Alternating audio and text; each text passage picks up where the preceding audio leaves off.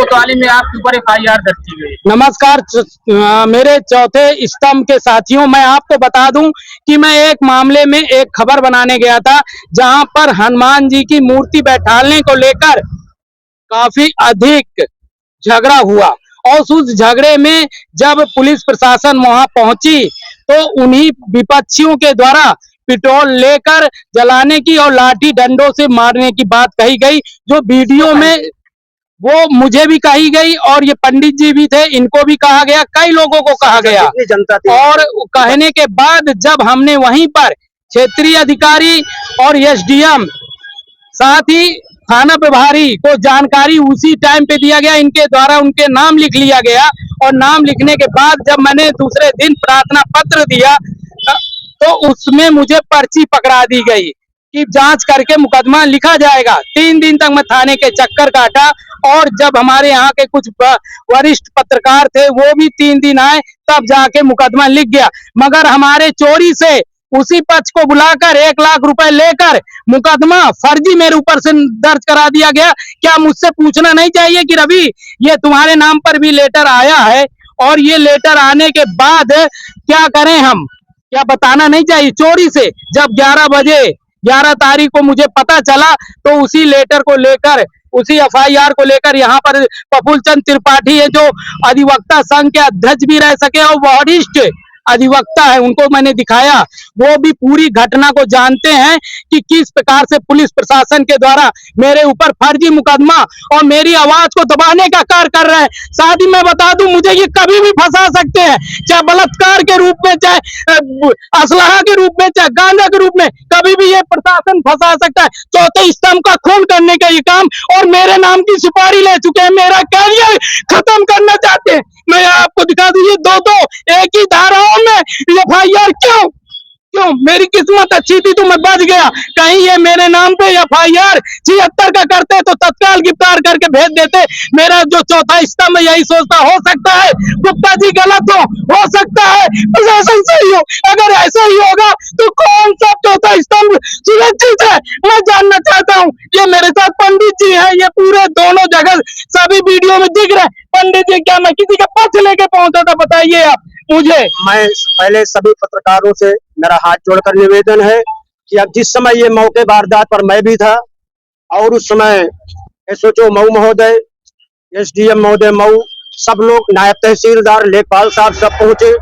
मुझे शंका तो तभी हुआ जिस समय बजरंग दल के अध्यक्ष महेंद्र वाजपेयी जी हमें बुलाए मऊ कि चले आकर के SDM साहब ने निष्कर्ष निकाल लेते हैं कि मामला सुलझ जाए। हमने कहा ठीक है भैया, ये धर्म की बात है, अगर मामला सुलझ जाए तो कोई बड़ी बात नहीं है, क्योंकि हम सब भाई भाई है, कोई भी जात के हो, अगर हिंदू है तो भाई भाई हैं, हमसे ये मतलब नहीं है। तो जब हम जिस समय SDM महोदय के कक्ष में पहुंचे तो पहले मुझे शंका हुई, जब पत्रकार महोदय रवि जी को वहां रोका गया तभी मुझे शंका हुई कि कुछ लाल में काला है। चलो वो भी ठीक है। जब SDM साहब से बात होने लगी तो उन्होंने पहले पक्ष से पूछा जो मूर्ति रख रही थी कि ये बताओ कि तुम मूर्ति क्यों रख रहे हो? बोले हमारी मन्नतें थी वहां पे इसलिए रख रहा हूँ। तो बोले ऐसा करो, पहले तुम यहाँ के जो तहसील के मंदिर है उनका पेंटिंग करवा दो। तो वो भी बोला ठीक है। दूसरे पक्ष से बोले आप ये बताइए कि जिस समय वहाँ पे इन लोगों ने धमकी दी, हाँ, आप वहाँ मौके पर मौजूद थे? वहां पर मैं तो मौके पर मौजूद था। उन्होंने जो भी दूसरे पक्ष के लोग थे सबको उन्होंने गाली दिया। प्रशासन पत्रकार को उन्होंने गाली गलौज किया। उन्होंने ये पूछा इसके सालों को बुलाओ, पेट्रोल डाल करके फूंक देते हैं, ये ज्यादा आगे कर रहा है। मैं आपको और क्या सबूत दे दूं? मैं आपको दिखा दूं ये दोनों में एक ही धारा कैसे, और यही थाने के अंदर लिखाया गया है। अगर CCTV कैमरा चेक किया जाएगा तो पता चल जाएगा क्या मैं गलत कह रहा हूं। क्या इसी प्रकार से पत्रकारिता के नाम पर पत्रकारों को नाम पर 20-20 मुकदमे पत्रकार कई झेल रहे हैं। वो क्या कहते हैं कि भैया 20 मुकदमे कर रहा हूँ, SP साहब से हाथ जोड़ के फिर मैं निपटवा लेता हूँ। क्या मेरे ऊपर एक मुकदमा हुआ तो 20 मुकदमे मैं भी झेलूं? मैं नहीं झेलूंगा। मैं एक ही मुकदमे में इनको दिखाऊंगा कि पत्रकार के ऊपर गलत तरीके से मुकदमा लिखने का क्या अंजाम होता है। भले अन्ना हजारी जब बैठे थे धरने में तो उन्होंने अगर अपनी शहीदी दे दी होता तो देश का अलग एक तस्वीर होती, मगर मैं चौथे स्तंभ के लिए अपना बलिदान भी दूंगा।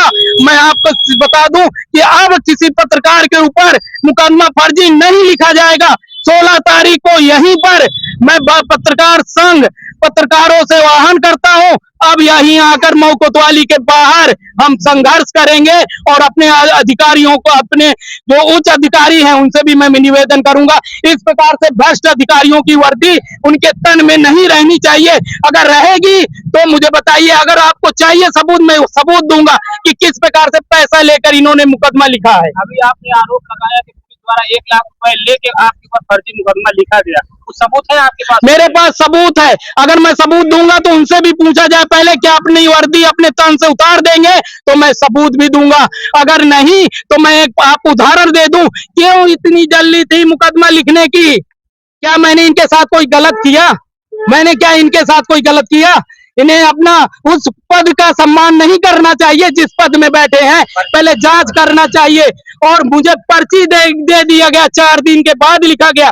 क्या ये तत्काल FIR क्यों लिखी गई? क्या ये सबूत काफी है कि नहीं है? जिस समय आपके साथ गाली गलौज की गई, आपको धमकी दी गई, उस समय किस अधिकारी से आपने अवगत कराया था? मैंने SDM मऊ को कराया था, पूछ लिया जाए, क्षेत्रीय अधिकारी को कराया था, इनको खुद कराया था। इनके जो SI है उनके द्वारा नाम लिखा गया है सबका, पंडित जी के सामने और बजरंग दल, विश्व हिंदू परिषद, सबके सामने।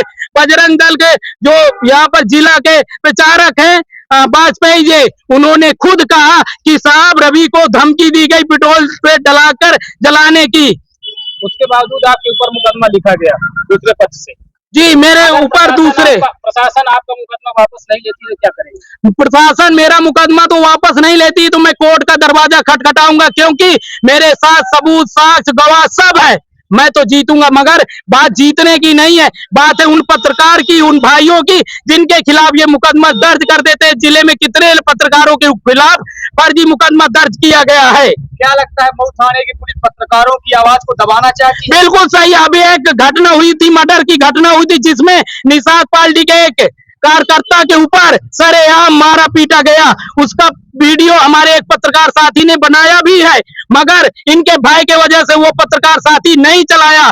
आज मैं वो वीडियो भी दूंगा जिनके द्वारा इनको मारा गया, उनके आवाज उठाया जा रहा था। जिस प्रकार से निर्मय हत्या, वो भी मैं आपको बता दूं कि जिस प्रकार से वो घटना हुई है, यहाँ चोरी हो रही है, खुलासा नहीं हो रहा है, यहाँ मर्डर हो रहे हैं, खुलासा नहीं हो रहा है। यहाँ सिर्फ पत्रकारों के ऊपर ये फर्जी मुकदमे लगाने का काम करती है। आप बताइए क्या करूं मैं? मऊ थाने की पुलिस अपराधियों से मिली हुई है? बिल्कुल सही बात है। यहाँ पर दलाल ही दलाल बैठते हैं।